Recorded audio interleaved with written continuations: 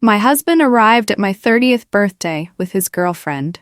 He smiled like he was in control. He had no idea the game was already over. Subscribe, you'll want to stay for the ending. For 4 years, I believed I was loved. Not blindly, not naively. My mother died when I was still young, but I was old enough to remember the way my father loved her. It was the kind of quiet devotion that never needed an audience. He never made grand gestures, he simply showed up, every day, consistently, without applause. I grew up believing that was what real love looked like. So when Shepard showed up, tall, warm, impossible to ignore, and chose me in a room full of easier options, I thought I recognized it. That quiet devotion. That choosing without hesitation. I was wrong about what I was looking at. But I wouldn't know that for 4 years. We met at an industry mixer when I was 25. Shepard was charming in that specific way that makes you feel like the only person in a crowded room. He remembered things. The exact wine I'd ordered the first night we talked. The way I always reached for my collar when I was nervous. He proposed on a Tuesday. No grand gesture. Just the two of us in our kitchen. Him holding a ring he said he'd had for 3 months because he kept waiting for the perfect moment and finally decided there wasn't one. I said yes before he finished the sentence. We married quietly. My father had died the year before, and I didn't have the heart for a big wedding without him. Shepard said he understood. He held my hand through the entire ceremony, and I thought, this is it. This is the man who will hold my hand through everything. He held it for 4 years, and then he stopped coming home on time. It started small, the way these things always do. Late nights at work, a phone turned face down on the dining table, shorter responses to messages I sent mid-afternoon. The subtle recalibration of someone who is managing 2 lives simultaneously and running out of bandwidth for both. I noticed. I always notice.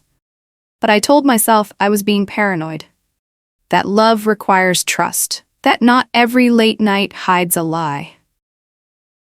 So I gave him the benefit of the doubt. And then I saw the photograph. It was a Thursday evening. I was on my phone, scrolling through tagged photos of Aurelius, a restaurant my father had invested in years earlier and left me a minority share in after he passed. It wasn't his restaurant. He had owned one of his own. Aurelius was simply one of the businesses he believed in. I was planning my upcoming 30th birthday there and wanted to see recent customer photos for decoration ideas, table layouts, and the overall atmosphere before confirming the booking. A young woman had posted a photo. Candlelit table. Half-finished glass of red wine. She'd tagged the location. And in the background of that photo, through the restaurant's tall glass front, sitting at the curb like it owned the street, was Shepard's car. The graphite gray Audi caught my eye immediately. I'd spent 4 years climbing into that car, waiting for it outside restaurants, waving as it disappeared down our street. Even from the angle of the photo, with the personalized plate just visible beneath the streetlight, I knew it was Shepard's. The date on the post was a Wednesday, 3 weeks earlier. The same Wednesday, Shepard had texted me at 7 p.m. Running late? Project deadline. Don't wait up. I sat very still for a long moment. There could have been an innocent explanation. A client dinner. A work meeting. One photograph proved nothing. But after weeks of late nights, unanswered questions, and a husband who no longer felt like the man I'd married, I couldn't ignore the feeling any longer. I needed to know the truth. Then I made a phone call. I didn't call Shepard. I called the restaurant manager, Gerald, a quiet man who had known my father for over 15 years and had managed Aurelius since its early days. He'd watched me grow up and treated me like family every time I walked through those doors. Calmly, I asked if I could review the CCTV footage from 3 Wednesdays earlier. There was a brief silence. I expected questions. I expected hesitation. Instead, Gerald simply said, I'll have it ready tomorrow morning. He had known my father for years. He knew I wouldn't ask unless it mattered. I didn't sleep that night. The next morning, I sat in Gerald's small back office and watched the footage on a monitor while he quietly left me alone with it. Shepard arrived at 7:43 p.m. and held the door open for a woman in a cream-colored coat, the same woman from the tagged photograph, the same dark hair, the same bright smile. There was no mistaking her. He placed his hand on the small of her back as they walked to the table, the kind of effortless gesture that only comes from habit. They stayed for 2 hours and 40 minutes. He laughed more in that footage than he had in 6 months with me. I watched the whole thing. Then I closed the laptop, thanked Gerald, walked to my car, and sat in the driver's seat for 20 minutes without moving. I went ahead with my birthday dinner plans, 6 days before the party. My colleague Melanie called me. Melanie is warm in that generous, uncomplicated way that makes her a genuinely good person. She called to ask if she could bring a +1, a new friend named Doris who had recently moved to the city and hardly knew anyone. "She's lovely," Melanie said. "I just don't want her spending a Friday night alone." "Of course," I said. "The more the merrier." I added Doris to the guest list without a second thought. The evening of my birthday arrived cold and amber-lit. Aurelius in November is a particular kind of beautiful. Dark wood, low-hanging lights, the smell of slow-cooked things and old wine. My father had loved this room. Standing at the entrance, I could feel him in it. Guests arrived in waves, warm embraces, laughter, the comfortable noise of people who are genuinely happy to be in a room together. I wore a deep burgundy dress.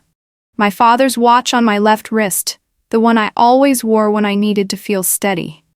I was perfectly calm.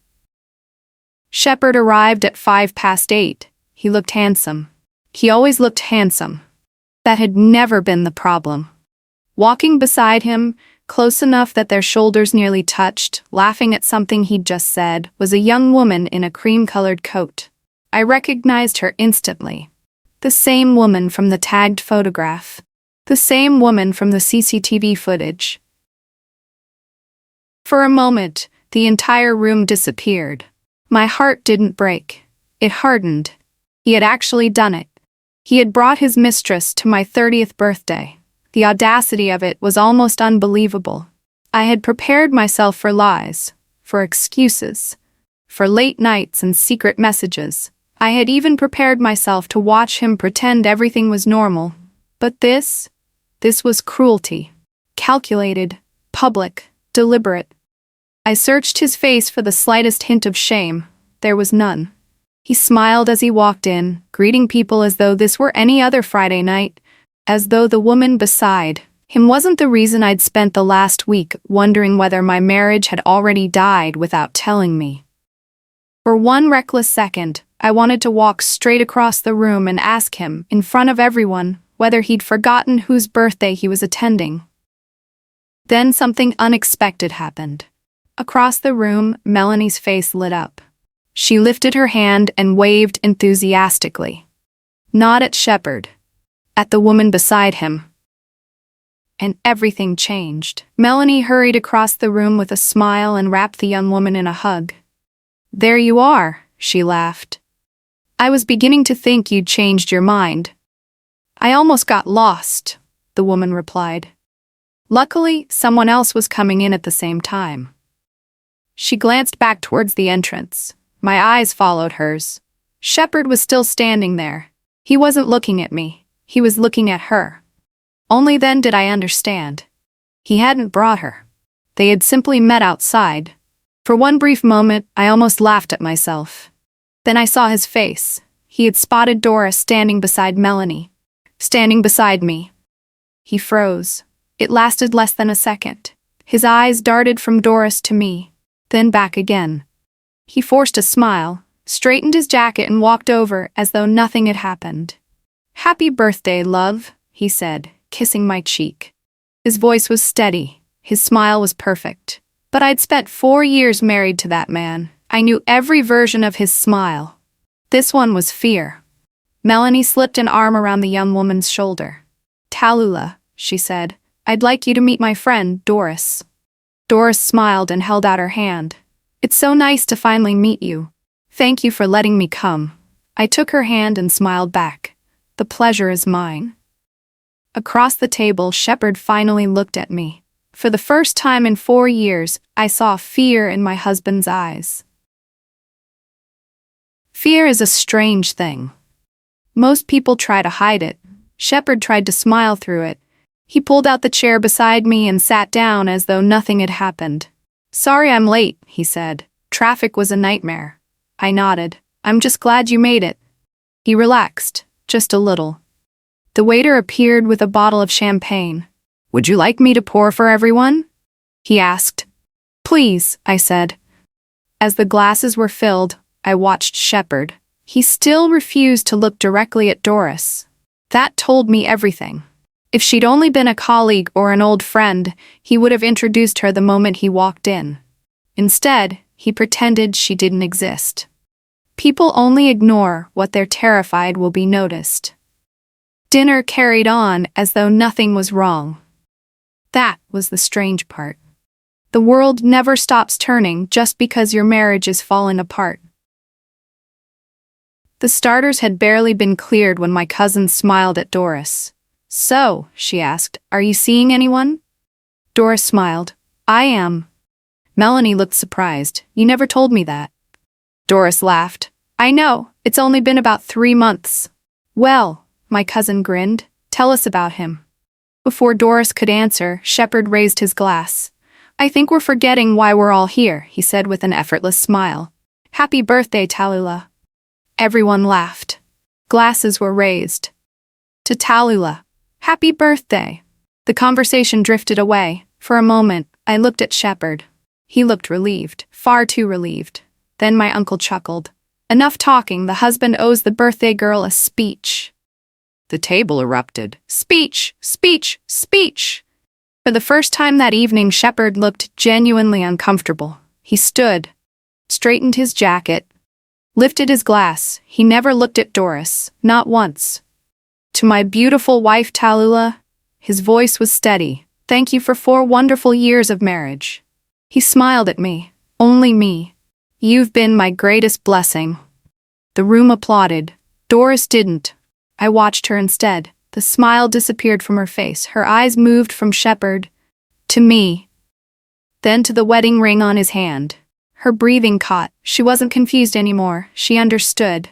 Shepard sat down. He finally risked a glance at Doris.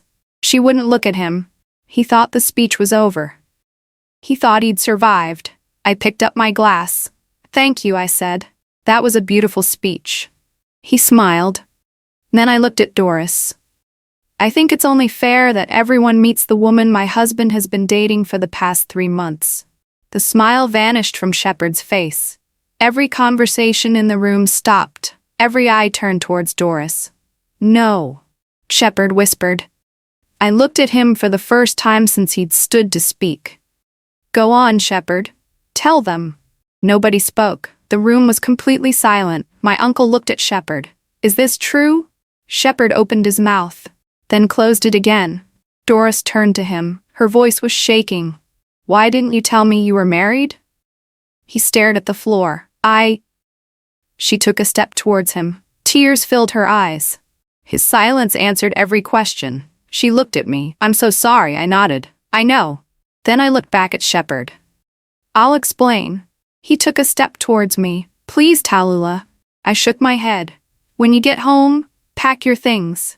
His face went blank. "What?" "You heard me. Pack your things and leave." He stared at me as though I'd spoken another language. "You can't be serious." "I've never been more serious." "Where am I supposed to go?" "I don't know. I don't care." "You should have thought about that 3 months ago." Silence. "Anything you leave behind becomes my problem." He opened his mouth again. I raised my hand. "We're done. I won't argue. I won't scream, and I won't cry." I picked up my fork. "My birthday cake has been waiting long enough." I smiled at everyone else. "Now, Who's ready for dessert? The room stayed quiet. Nobody knew what to say.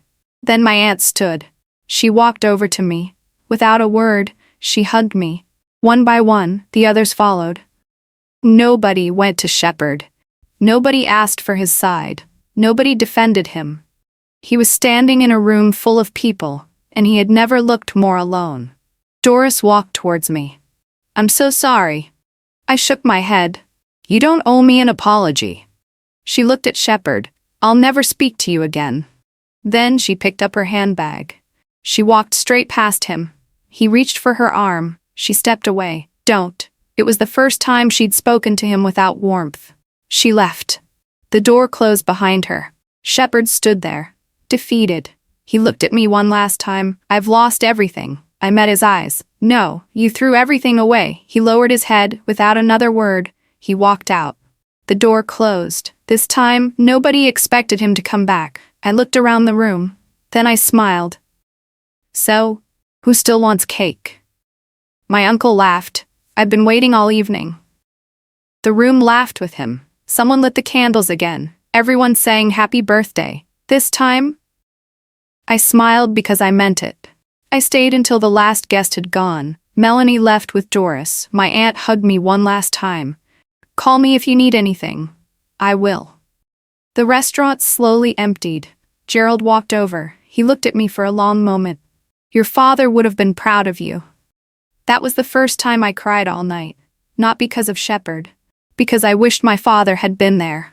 I wiped my eyes, thanked Gerald, and walked to my car. The drive home was quiet. When I pulled into the driveway, the lights were on. Shepherd's car was gone. I unlocked the front door. The wardrobe in our bedroom stood open. His side was empty. The house was silent. On the kitchen island sat a single envelope. My name was written across the front.